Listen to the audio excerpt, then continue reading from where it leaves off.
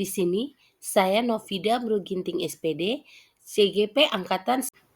Adapun latar belakang modul 1.4, karena biasanya peserta didik tidak menyukai yang namanya peraturan. Karena mereka selalu merasa jika mereka melakukan pelanggaran akan mendapatkan hukuman dan akan mempermalukan diri. Tujuan kegiatan modul 1.4. Yang pertama, menciptakan siswa yang memiliki sikap disiplin dan memberi pemahaman tentang budaya positif. Kemudian, CGP dapat menyampaikan pembelajaran dari penerapan konsep inti dari modul disiplin positif serta pemahaman mereka mengenai konsep-konsep inti dalam modul budaya positif. Yang menjadi tolak ukur dalam kegiatan aksi nyata berikut adalah kita mampu berbagi pemahaman tentang disiplin positif di lingkungan sekolah, serta guru dan siswa juga mampu membuat keyakinan kelas dengan membuat langkah-langkah melalui kesepakatan kelas. Lini masa tindakan, langkah-langkah kegiatan. Langkah pertama adalah terlebih dahulu saya meminta izin kepada kepala sekolah.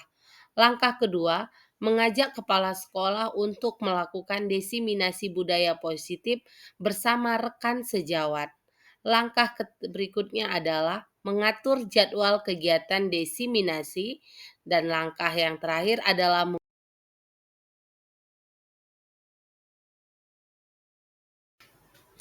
sebelum kegiatan diseminasi ataupun KKG mini di sekolah saya dilakukan, saya terlebih dahulu mengumpulkan atau mengisi daftar hadir rekan guru. Assalamualaikum warahmatullahi wabarakatuh. Selamat siang, salam sejahtera buat kita semua. Pertama-tama saya ucapkan terima kasih kepada teman-teman semua atas waktunya untuk hari ini. Kegiatan yang kami lakukan adalah kegiatan diseminasi CGP Angkatan 10 tahun 2024. Di sini saya Novida Bruginting SPD bersama Ibu Kepala Sekolah kita, Ibu Sudarsi SPD, akan melakukan diseminasi kepada teman dan rekan sejawat yang ada di sekolah ini untuk memaparkan masalah kegiatan penyebaran pemahaman dan penerapan pengalaman budaya positif. Alangkah baiknya jika kegiatan ini kita lakukan dengan berdoa terlebih dahulu. Doa kami kepada Ibu Agama Islam, kami persilahkan untuk membawa doa kita ke depan.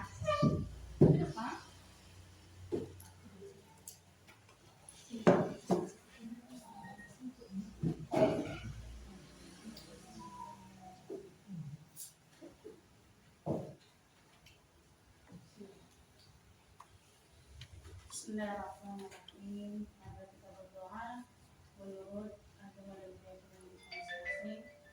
Berdoa dimulai. A'udzubillahi minasyaitonir rajim. Bismillahirrahmanirrahim. Alhamdulillahi rabbil alamin.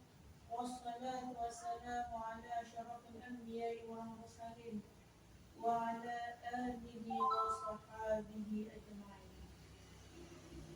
Allahumma ya Allah, ya Allah ya Tuhan kami, dengan mengucapkan puji syukur kepada Allah, Tuhan yang Maha Esa, atas limpahan rahmat dan karunia-Nya, masa Allah curahkan kepada kami bersama. Ya Allah ya Tuhan kami, ya Allah ya Tuhan kami, pada siang yang penuh berkah ini, kami dapat mengikuti acara seminar yang diberikan oleh Ibu Kepala Sekolah kepada kami. Untuk ya Allah, ridhoilah acara kami. Ya Allah ya Tuhan kami, berikanlah kami keberkahan ilmu agar kami dapat mempelajari yang diberikan kepada Ibu Kepala Sekolah kepada kami. Rabbana atina fid dunya hasanah wa fil akhirati hasanah wa qina adzabannar. Walhamdulillahi rabbil alamin.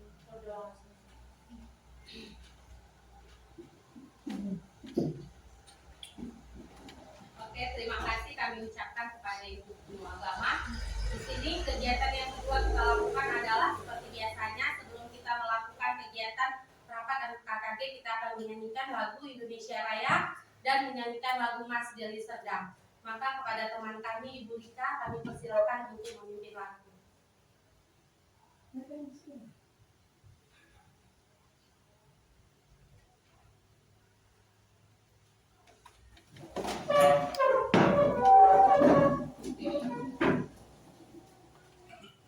Hiduplah Indonesia Raya, Indonesia.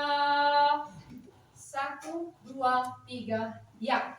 Indonesia tanah airku, tanah tumpah darah.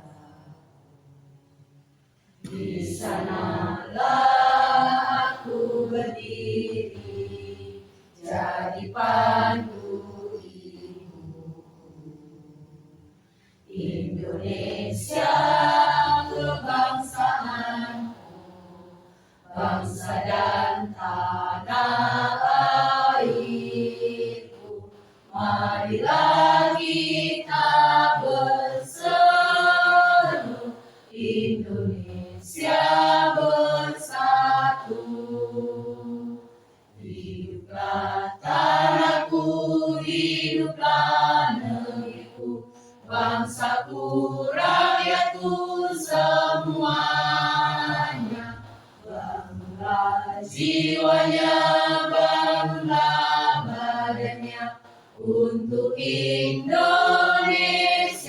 Raya. Indonesia Raya, merdeka, merdeka, tanahku, negeriku yang ku cinta. Indonesia Raya, merdeka, merdeka, hiduplah Indonesia Raya. Indonesia Raya, merdeka, merdeka, tanahku, negeriku yang ku cinta. Indonesia Raya, merdeka, merdeka, hiduplah Indonesia Raya.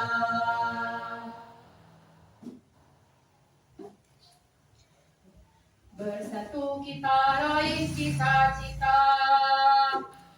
1, 2, 3, ya. Bersatu kita raih cita-cita, membangun Deli Serdang tercinta. Kuatkan semangat berjaya, demi menggapai asa mulia. Deli Serdang maju dan sejahtera, itulah tujuan kita bersama. Dengan Bhinneka Perkasa Jaya, membangun semangat untuk berkarya. Beragam agama, etnis dan budaya, bersatu padu bergandengan tangan.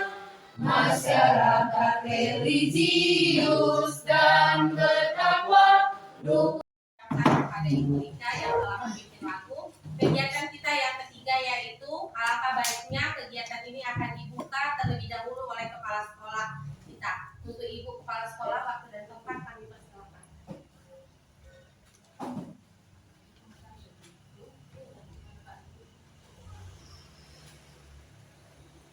Assalamualaikum warahmatullahi wabarakatuh. Selamat siang, salam sejahtera bagi kita semua.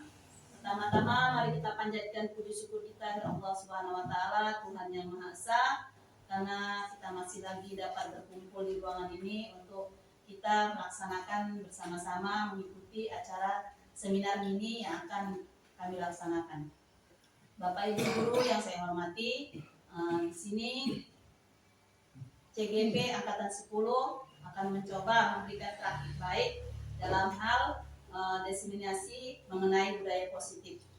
Saya harapkan kita semua dapat mengikutinya dengan baik, dan jikalau ada yang ingin bertanya nanti bisa ditanyakan kepada narasumber. Demikian, pembukaan diseminasi untuk CGP Angkatan 10, yaitu mengenai budaya positif, saya buka dengan resmi. Terima kasih.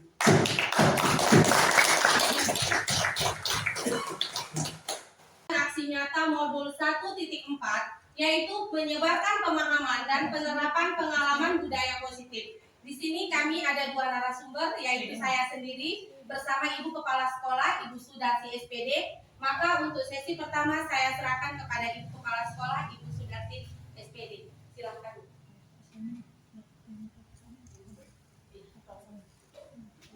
Mungkin kita sudah mengenal pahlawan pendidikan kita, yaitu Bapak Ki Hajar Dewantara, yang menyatakan bahwa jika kita ambil contoh perbandingannya dengan hidup tumbuh-tumbuhan seorang petani, di dalam hakikatnya sama kewajibannya dengan seorang pendidik.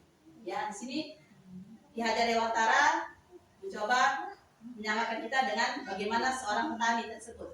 Nah, yang menanam padi misalnya, dia hanya dapat menuntun tumbuhnya padi, ia dapat memperbaiki kondisi tanah, memelihara tanaman padi, memberi pupuk dan air, membasmi ulat-ulat atau jamur yang mengganggu hidup tanaman padi, dan lain sebagainya.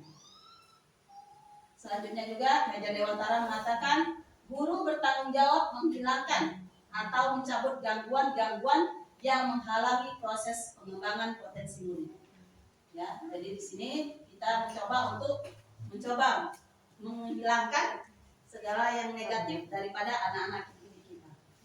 Suatu lingkungan yang aman dan nyaman akan memberikan murid kesempatan dan kebebasan untuk berproses, belajar, membuat kesalahan, belajar lagi, sehingga mampu menerima dan menyerap suatu pembelajaran. Nah, dari kata-kata Ki Hajar Dewantara tadi muncullah pembelajaran tentang paradigma baru. Pembelajaran dengan paradigma baru merupakan pembelajaran yang dirancang berdasarkan prinsip pembelajaran berdiferensiasi, sehingga para peserta didik belajar sesuai kebutuhannya berdasarkan tahap perkembangan teoris psikologi modern untuk mewujudkan profil pelajar Pancasila. Nah, Bapak Ibu sekalian, kita mengetahui bahwa profil pelajar Pancasila itu ada apa saja, Pak? Ibu sekalian? Beriman, mandiri, dan berbineka. Itulah dia yang kita coba tumbuhkan di dalam diri anak didik kita. Selanjutnya, nah ini di sini ada miskonsepsi tentang teori kontrol ya, di mana ya ilusi bahwa guru mengontrol murid. Yang satu lagi, ilusi bahwa semua penguatan positif efektif dan bermanfaat. Selanjutnya, ilusi bahwa kritik membuat rasa bersalah mampu menguatkan karakter. Dan yang terakhir adalah ilusi bahwa orang dewasa berhak memaksa. Nah, maksud daripada miskonsepsi tersebut yang pertama, ilusi bahwa guru itu mengontrol murid. Ya, sebagaimana kita ketahui mungkin pendidikan guru-guru zaman dulu itu ya, di mana guru itu sebagai pengontrol. Jadi anak murid itu hanya melaksanakan apa yang telah diberikan atau diucapkan oleh gurunya. Dapat murid bisa memberikan memberikan pendapatnya. Ya, jadi dia harus menurut apa kata bapak dan ibu gurunya. Selanjutnya juga mengatakan semua penguatan positif efektif dan bermanfaat. Lagi bahwa kritik membuat rasa bersalah mampu menguatkan karakter. Jadi kalau kita berkritik itu memberikan rasa bersalah, dianggap itu bisa menguatkan daripada karakter murid. Selanjutnya bahwa orang dewasa berhak untuk memaksa. Itu tadi contoh daripada pemikiran yang salah ya, yang mau kita perbaiki. Selanjutnya, mengubah paradigma stimulus respon ke pendekatan teori kontrol. Nah, ada stimulus respon dan di sini ada teori kontrol. Di sini Bapak Ibu bisa dapat kita baca bersama-sama. Realitas kita, stimulus respon ini di mana ada realitas kebutuhan kita sama, semua orang melihat hal yang sama, kita mencoba mengubah orang agar berpandangan sama dengan kita, perilaku buruk dilihat sebagai suatu kesalahan, orang lain bisa mengontrol saya bisa mengontrol orang lain, pemaksaan adanya pada saat rujukan gagal, model berpikir menang atau kalah. Jadi itu stimulus respon. Sedangkan teori kontrol, realitas atau kebutuhan kita itu berbeda. Setiap orang memiliki gambaran berbeda. Kita berusaha memahami pandangan orang lain tentang dunia. Semua perilaku memiliki tujuan. Hanya Anda yang bisa mengontrol diri Anda. Anda tidak bisa mengontrol orang lain. Kolaborasi dan konsensus menciptakan pilihan-pilihan baru dan model berpikir menang-menang atau win-win solution. Nah, Bapak Ibu, selanjutnya mengenai disiplin positif. Nah, di sini mengenai disiplin positif nantinya akan disampaikan oleh rekan saya, Ibu Novida. Kepada Ibu Novida kami persilakan. Sam sam ara sam sam dubi dubi dubi dubi dubi du sam sam ara sam sam ara sam sam dubi dubi dubi dubi dubi du sam sam ara di dubi dubi dubi dubi dubi du sam sam di dubi dubi dubi dubi dubi du sam sam cepat ara sam sam dubi dubi dubi dubi dubi sam sam ara sam sam dubi dubi dubi dubi dubi sam sam ara di dubi dubi dubi dubi dubi sam sam ara di dubi dubi dubi dubi sam sam apa lagi sam sam dubi dubi dubi sam sam ara sam sam dubi dubi dubi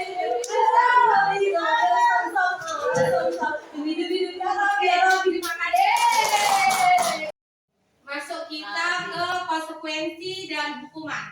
Maka nilai positif yang berikutnya adalah di sini dibuat satu kesimpulan, dihukum oleh penghargaan.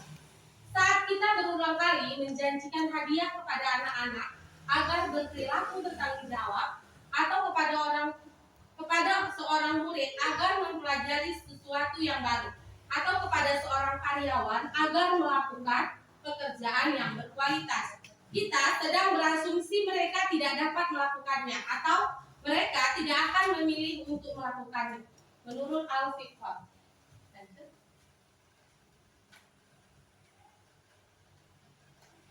Maka di sini ada beberapa persepsi di hukum penghargaan menurut Al-Fiqh, yaitu penghargaan menghukum, penghargaan mematikan kreativitas, penghargaan merusak hubungan, penghargaan yang tidak efektif, pengaruh jangka pendek dan jangka panjang, serta motivasi dari dalam diri atau intrinsik.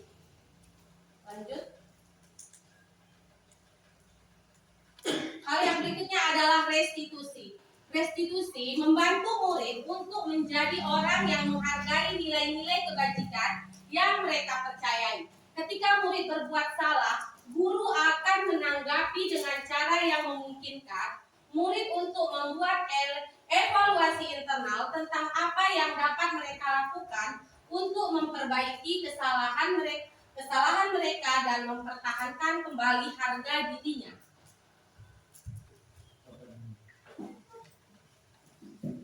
Ciri-ciri restitusi yaitu: 1. Restitusi bukan untuk menebus kesalahan, namun untuk belajar dari kesalahan tersebut. Restitusi memperbaiki hubungan. Restitusi menuntut untuk melihat ke dalam diri. Restitusi fokus pada karakter bukan tindakan. Restitusi fokus pada solusi. Dan restitusi mencari kebutuhan yang mendasari tindakan. Oke, untuk materi kebutuhan dasar manusia akan kembali dipresentasikan oleh Ibu Sudarsi SP. Terima kasih Bu Pida. Ibu sekalian, saya akan mencoba memaparkan apa yang telah kami dapat dalam calon guru penggerak angkatan 10 mengenai disiplin positif. Di sini saya akan mencoba memaparkan disiplin positif berasal dari kata disiplin yang berasal dari kata disiplina yang artinya belajar. Disiplin mengacu pada disiplin diri yang memiliki tanggung jawab terhadap apa yang dilakukan berdasarkan nilai-nilai yang diyakini. Jadi selama ini kita sering mengatakan kata-kata disiplin. Jadi disiplin itu adalah lebih ke tanggung jawab. Apa yang menjadi tujuan, di sini tujuan disiplin positif adalah untuk menanamkan motivasi pada murid-murid untuk menjadi orang yang mereka inginkan dan menghargai diri sendiri dengan nilai-nilai yang mereka percaya. Jadi, sebagai seorang pendidik, tujuan kita di sini adalah menciptakan peserta didik yang memiliki sikap disiplin diri sehingga mereka berperilaku mengacu kepada nilai-nilai kebajikan universal dan memiliki motivasi intrinsik dalam perubahan perilaku ke arah yang lebih baik lagi. Yang lanjut. Ada tadi kita membahas tentang nilai-nilai kebajikan. Karena budaya positif tadi salah satunya adalah nilai-nilai kebajikan. Apa itu nilai kebajikan? Nilai-nilai kebajikan adalah sifat-sifat positif manusia yang merupakan tujuan mulia yang ingin dicapai oleh setiap individu. Jadi setiap anak itu pasti memiliki nilai-nilai kebajikan atau sifat-sifat positif yang ada pada dirinya. Seperti yang sudah dikemukakan oleh William Glasser pada teori kontrol pada tahun 1984 mengatakan bahwa setiap perbuatan yang dilakukan seseorang ataupun dilakukan seorang anak memiliki tujuan tersendiri. Diana Gosling juga mengatakan di tahun 1998 mengemukakan bahwa mengaitkan nilai-nilai kebajikan yang diyakini mereka, maka motivasi intrinsik akan terbangun sehingga menggerakkan motivasi dari dalam untuk mencapai tujuan mulia yang diinginkan. Di sini ada 3 motivasi perilaku manusia, yaitu yang pertama untuk menghindari ketidaknyamanan atau hukuman, yang kedua untuk mendapatkan imbalan atau penghargaan dari orang lain, yang ketiga adalah perilaku untuk menjadi orang yang mereka inginkan dan menghargai diri sendiri dengan nilai-nilai yang mereka percaya.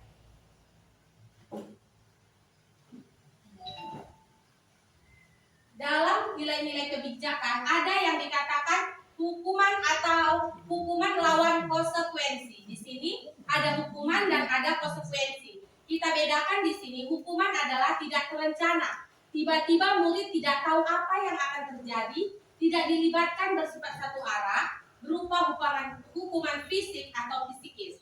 Sedangkan konsekuensi, dia terencana, disepakati, sesuai dengan peraturan murid, tetap dibuat tidak nyaman, tetap dibuat tidak nyaman, sikap guru selalu memonitor murid.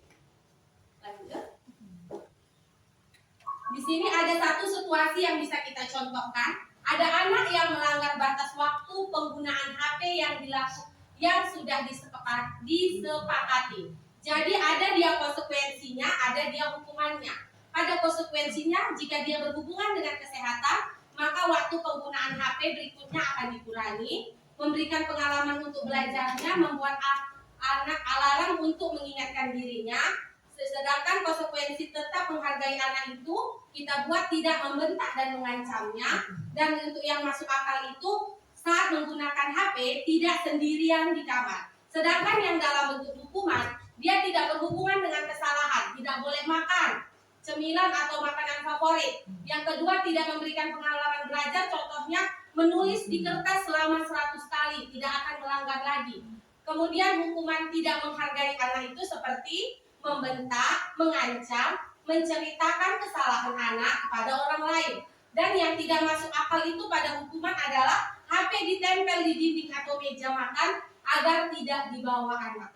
Kayaknya udah mulai tegang ya Bapak Ibu, mungkin karena udah jam 12, perut sudah keroncongan. Ayo kita ice breaking balik yuk, diri yuk. Ayo Bapak Robi, kita buka ice breaking yang kedua. Kayaknya udah fokus sekali. Kebutuhan dasar manusia, sebagaimana kita ketahui bahwa setiap manusia pasti mempunyai kebutuhan. Nah, di sini kebutuhan dasar manusia adalah segala sesuatu yang kita lakukan untuk mendapatkan apa yang kita inginkan. Seluruh tindakan yang kita lakukan memiliki tujuan tertentu dan semua usaha terbaik yang kita lakukan adalah dalam rangka agar kebutuhan dasar kita terpenuhi dengan baik. Ya, selanjutnya. Nah, di sini kebutuhan dasar manusia itu ada 5.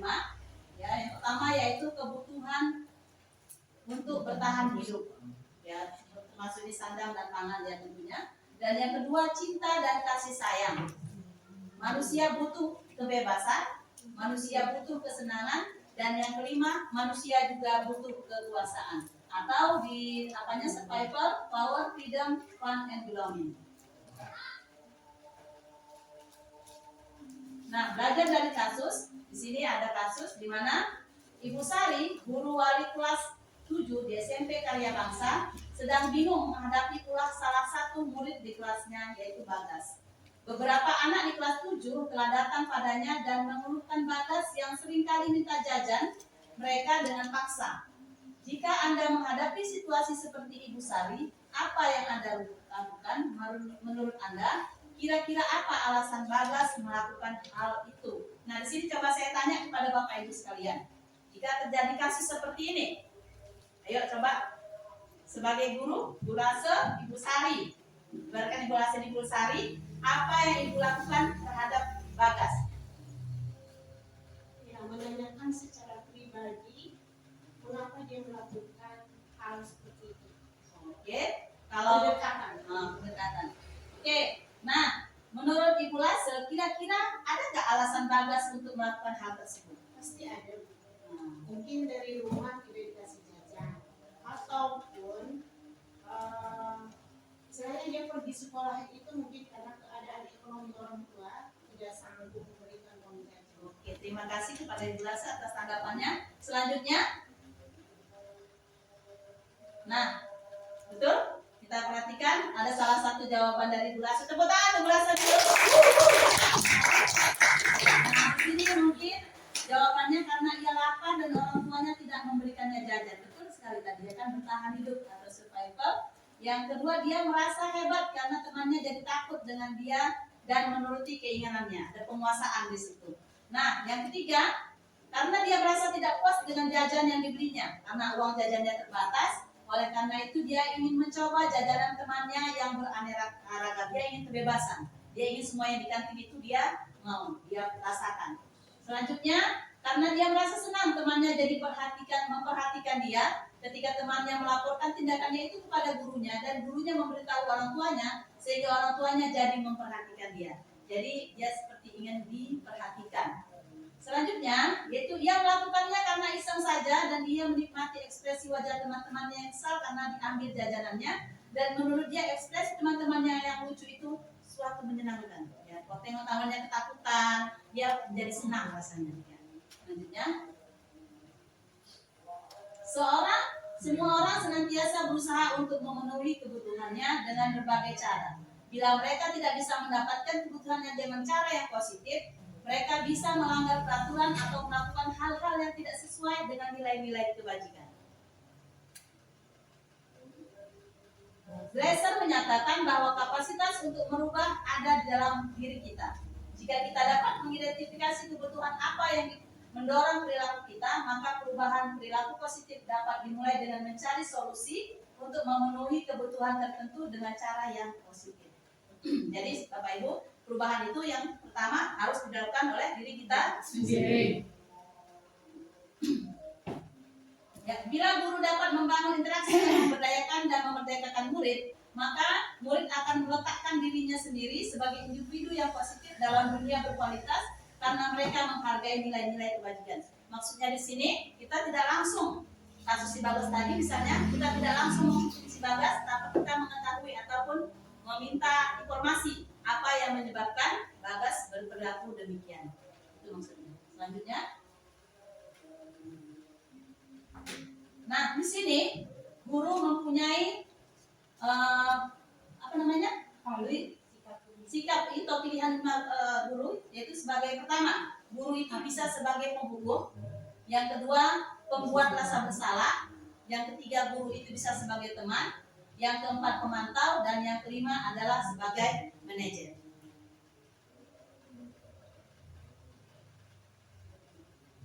Nah, penerapan 5 posisi kontrol dulu.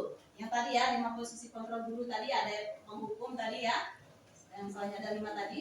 Siswa, contoh kasus yang pertama yaitu siswa datang terlambat ke sekolah. Hukumannya, guru memberikan hukuman yaitu dia harus hormat pada bendera selama 1 jam. Selanjutnya, pembuat rasa bersalah itu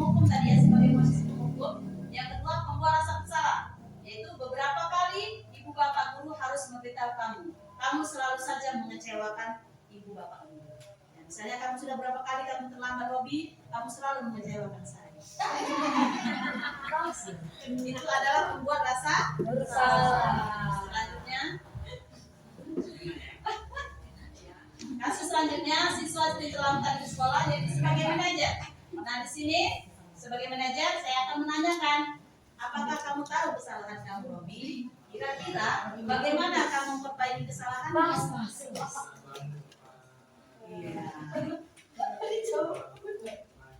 Contoh lagi sini.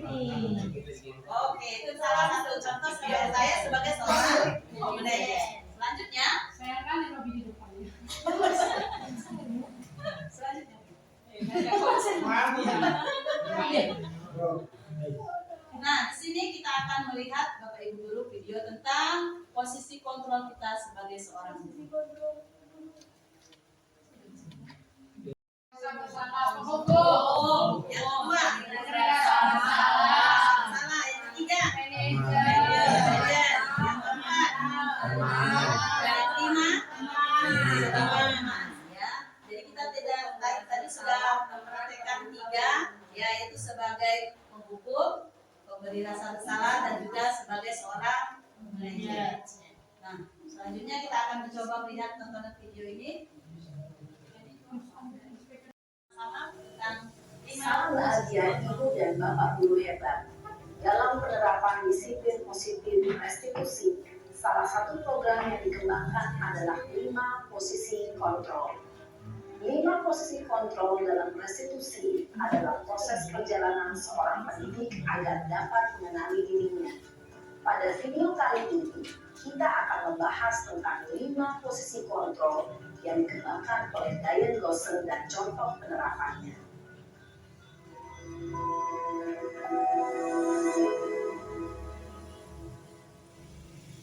5 posisi kontrol itu adalah 1. Posisi penghukum, 2. Posisi pembuat merasa bersalah, 3.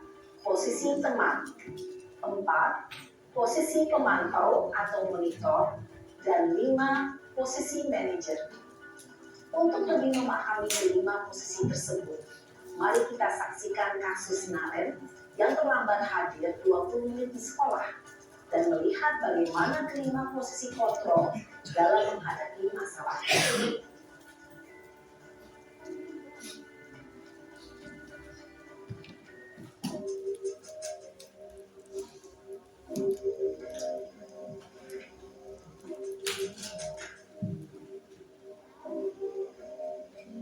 Naren! Sini kamu! Selamat pagi, Bu. Selalu terlambat. Kamu deh, pasti terlambat. Maaf, Bu. Saya Apa? Apa coba? Alasan kamu apa lagi? Kapan sih kamu tidak terlambat? Malas sekali ya kamu jadi anak. saya Dasar pemalas. Gak kapok-kapok sih kamu. Sudah berapa kali terlambat? Sana, kamu keliling lapangan basket 2 kali. kenapa saya harus keliling lapangan basket, Bu? Kenapa? Kamu melawan ibu. Berani-beraninya jawab. Sudah terlambat, masih berani jawab pula. Sekarang, keliling lapangan basket 5 kali sekalian. Biar kapok. Cepat. Pergi sana ke lapangan basket. Posisi penghukum biasanya berbicara dengan nada tinggi, menghardik, menunjuk-nunjuk, menyakiti, dan menyindir. Hukuman bisa berupa fisik maupun psikis. Ibu dan Bapak Guru hebat. Dampak yang terjadi pada murid ketika guru berada pada posisi penghukum adalah murid cenderung akan memberontak, bahkan menyimpan dendam.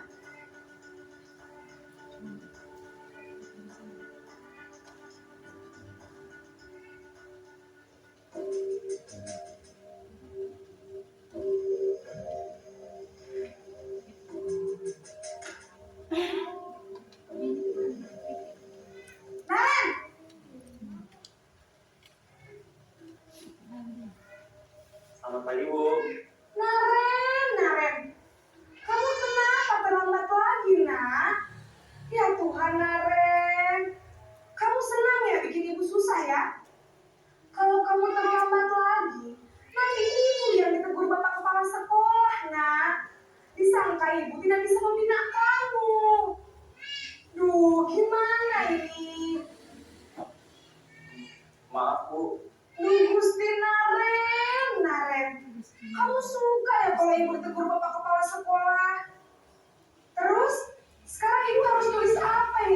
absen.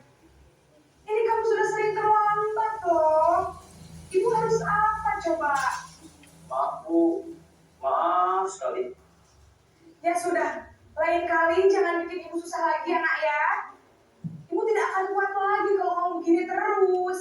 Bisa jantungan kalau ibu ditegur bapak kepala sekolah. Sana cepat ke kelas. Maaf ya Bu, maaf sekali. Posisi pembuat rasa bersalah berbicara dengan nada tenang, cenderung lembut. Namun kata-kata yang diutarakan membuat murid merasa menjadi orang yang gagal. Memandang buruk dirinya sendiri, merasa tidak berharga, dan tidak sanggup membahagiakan orang lain. Ketika guru mengambil posisi pembuat rasa bersalah, murid akan menganggap dirinya yang bersalah dan ia akan menyimpan emosi negatif tersebut di dalam dirinya.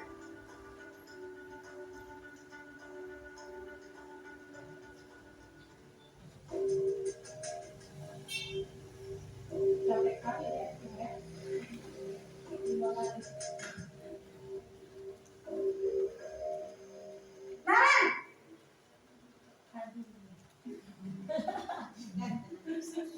Selamat pagi Bu. wah sudah jam berapa ini nak? Terlambat lagi ya sayang. Iya Bu, habis ibu saya belum membangunkan saya Bu. Kamu malah menyalahkan ibu kamu. Kamu bukannya anak yang larinya paling kencang. Kok terlambat sih? Iya Bu, saya memang terlambat bangun tadi. Jadi biarpun saya lari kencang, tetap gak kekejar Bu. Ya sudah sana. Nanti lain kali larinya lebih kencang lagi ya. Biar gak terlambat lagi. Bikin seneng ibu. Demi ibu. Bisa kan? Bisa lah Bu. Ya sudah sana masuk kelas. Ibu beresin urusan absen kamu. Kamu ini ada-ada saja. Dalam posisi teman, guru berbicara dengan nada suara ramah, akrab, cenderung bersenda gurau untuk menjaga suasana tetap santai. Murid akan merasa senang, aman, dan akrab dengan guru. Identitas yang tercipta adalah identitas sukses atau berhasil.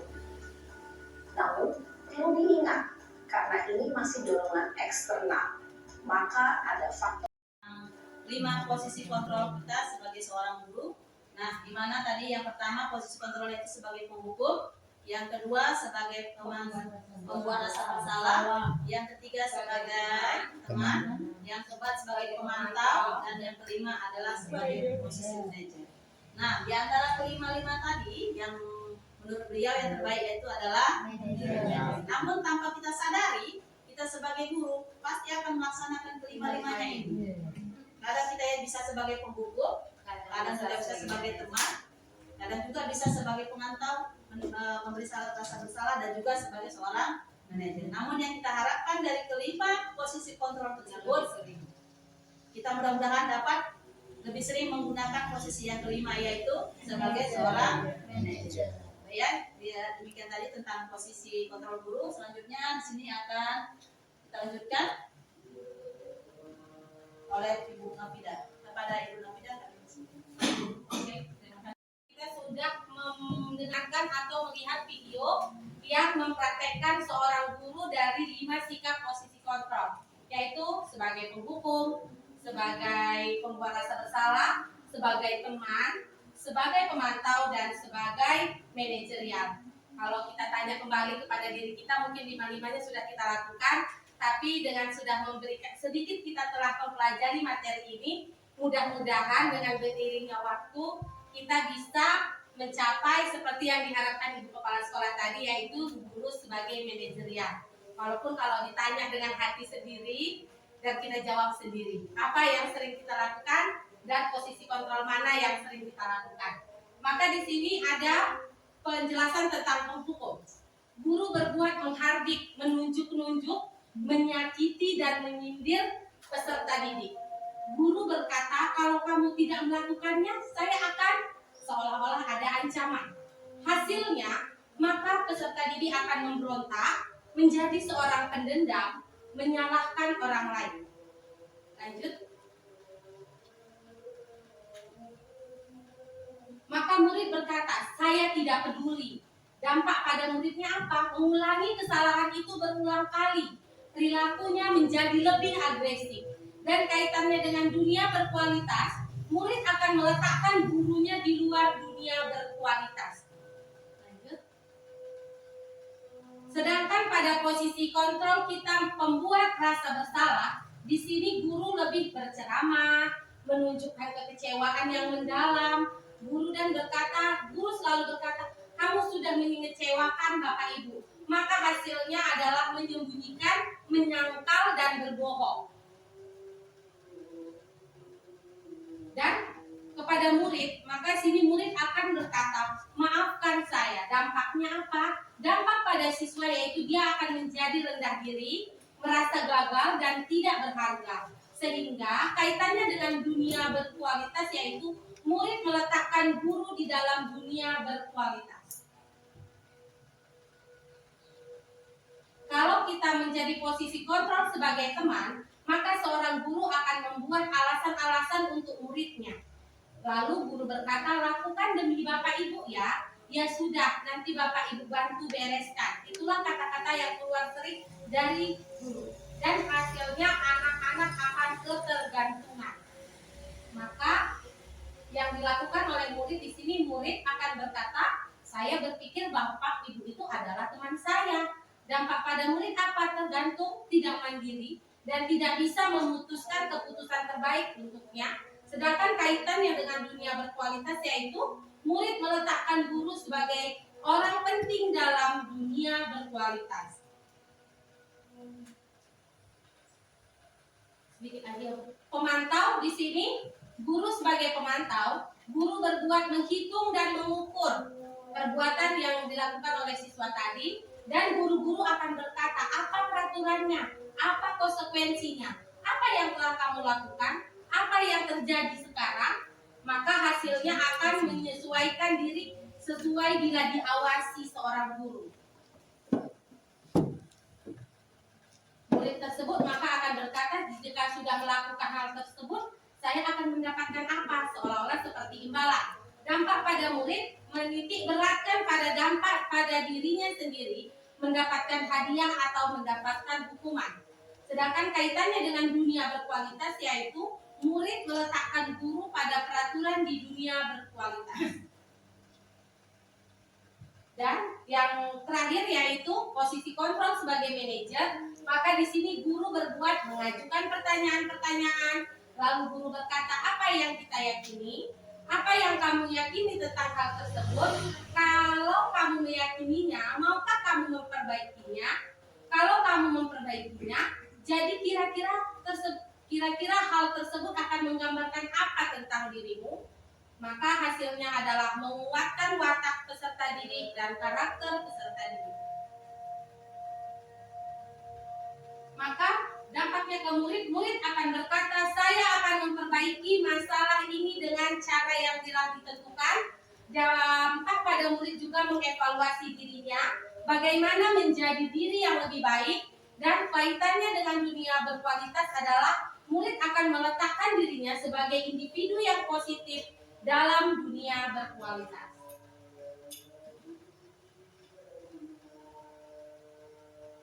Di sini ada satu pertanyaan yaitu posisi kontrol apakah aku?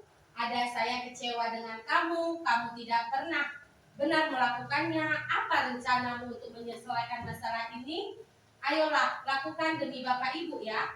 Kamu tidak pernah mendapat nilai jika tidak mengerjakan tugas. Ayo Bapak Ibu, posisi kontrol yang pertama dia masuk yang kemana? Saya kecewa sekali dengan rasa bersalah. Membuat merasa bersalah. Yang kedua, kamu tidak pernah benar melakukannya. Membuat merasa bersalah. Kamu tidak pernah benar melakukannya. Mana ya? Membuat merasa bersalah. Pembuat rasa bersalah ya. Apa rencanamu untuk menyelesaikan masalah ini? Manajer ya. Ayolah, lakukan demi Bapak Ibu ya. Sebagai teman. Kamu tidak pernah mendapat nilai jika tidak mengerjakan tugas.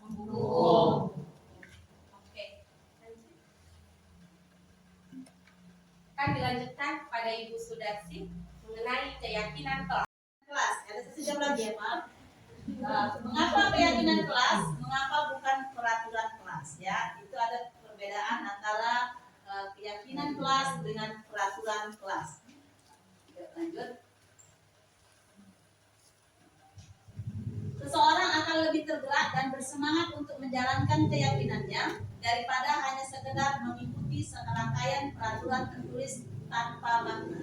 Nah, maksudnya tadi ini menunjukkan antara perbedaan keyakinan dengan peraturan. Misal keyakinan, saya akan selalu cepat datang walaupun tidak ada hukuman ataupun tidak ada imbalan bagi orang yang datangnya lebih cepat. Itu dia sudah yakin dalam dirinya akan melaksanakan disiplin yang positif. Selanjutnya, pembentukan keyakinan kelas. Nah, keyakinan kelas ini bersifat abstrak, berupaya pernyataan universal, dibuat dalam pernyataan positif, sedikit saja agar mudah diingat, sesuai kondisi kelas dan sekolah sehingga mudah diterapkan. Semua warga sekolah ataupun warga kelas dilibatkan saat membuat keyakinan kelas. Nah, ini Bapak Ibu sekalian, yang ingin saya harapkan kepada Bapak Ibu semuanya, agar di kelasnya semua masing-masing nanti dibuat pada tahun ajaran baru nanti kita membuat keyakinan kelas. Nah, keyakinan kelas ini berbeda dengan peraturan kelas, namun dia tidak bertentangan dengan peraturan kelas. Dia hanya lebih kepada meyakinkan diri sendiri kepada hal-hal yang lebih positif. Jadi nanti ketika masuk ajaran baru, saya harapkan di kelas masing-masing kita semua sudah membuat sebuah keyakinan kelas. Nah, seperti yang dibuat Ibu Rika di sini, ya di sini ada keyakinan kelas yang dibuatnya. Namun ini kan periode tahun 2023 atau 2024. Mungkin selanjutnya waktu di kelas 5 yang sekarang naik kelas 6, mereka tidak ingin yang seperti ini, mereka ingin merubah. Nah, bisa dirubah. Jadi setiap kelas itu yang Bapak Ibu pimpin sesuai dengan kondisi kelasnya masing-masing. Prosedur pembentukan keyakinan kelas ataupun sekolah. Ajak untuk bercurah pendapat tentang peraturan yang perlu disepakati di sekolah atau di kelas, mencatat semua masukan-masukan di papan tulis atau di kertas besar, kertas ukuran poster agar hasil curah pendapat dapat dilihat. Selanjutnya gantilah kalimat-kalimat dalam bentuk negatif menjadi kalimat yang positif. Nah, ini awal-awal kita membuat peraturan kelas ya. Ajak mereka untuk anak-anak kita untuk bercurah pendapat tentang peraturan. Kita kasih tahu dulu tentang peraturan di sekolah, misalnya jangan terlambat. Nah, itu kan peraturan kita di sekolah ya kan, masuk jam 7.15 itu adalah peraturan sekolah. Kita ubah kalimat tersebut lebih dalam lagi agar dia menjadi sebuah keyakinan sekolah. Selanjutnya prosedur pembentukan keyakinan kelas lagi, yaitu sebaiknya keyakinan sekolah ataupun kelas tidak terlalu banyak. Bisa berkisar antara 3 sampai 7 prinsip keyakinan. Jadi jangan terlalu banyak-banyak kali sampai 20 keyakinan, sampai 30 cukup antara 5 ataupun 7 tadi keyakinan kelasnya. Yang selanjutnya, ajak untuk meninjau ulang dan menyetujuinya dengan menandatangani keyakinan sekolah kelas tersebut. Setelah kita setujui keyakinan kelas tersebut, ajak mereka seperti di pocket itu yang dikasih kertas, bahwa mereka setuju dengan keyakinan kelas yang telah disetujui bersama. Lekatkan di dinding kelas di tempat yang mudah dilihat. Nah, nanti buat seperti di kelas dinding kelas atau seperti itu, dikasih lagi tanda tangan mereka bahwa mereka menyetujui keyakinan kelas yang telah disepakati bersama. Selanjutnya adalah segitiga restitusi. Nah, segitiga restitusi ini adalah suatu proses dialog yang dijalankan oleh guru agar dapat menghasilkan murid yang mandiri dan bertanggung jawab. Nah, di segitiga restitusi ini ada 3. Yang pertama yaitu validasi tindakan yang salah. Yang pertama yaitu menstabilkan identitas dulu ya. Setelah itu validasi tindakan yang salah, dan yang terakhir itu adalah menanyakan keyakinan.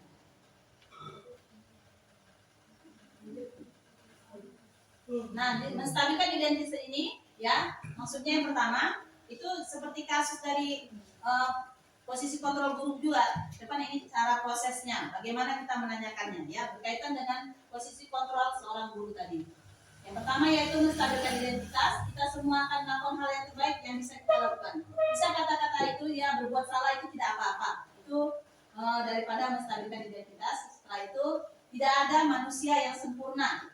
Saya juga pernah melakukan kesalahan seperti itu. kita bisa menyelesaikan ini. Bapak Ibu tidak tertarik mencari siapa yang salah, tapi Bapak Ibu ingin mencari solusi dari permasalahan ini.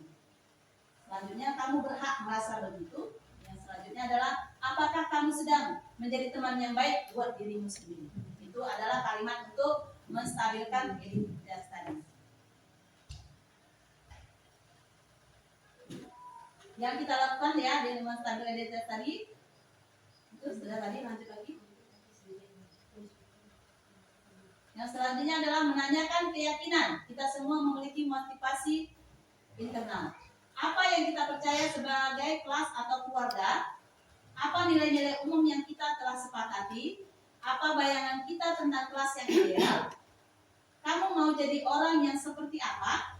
Nanti, apakah kamu ingin menjadi orang yang sukses? Mari bertanggung jawab atau bisa dipercaya.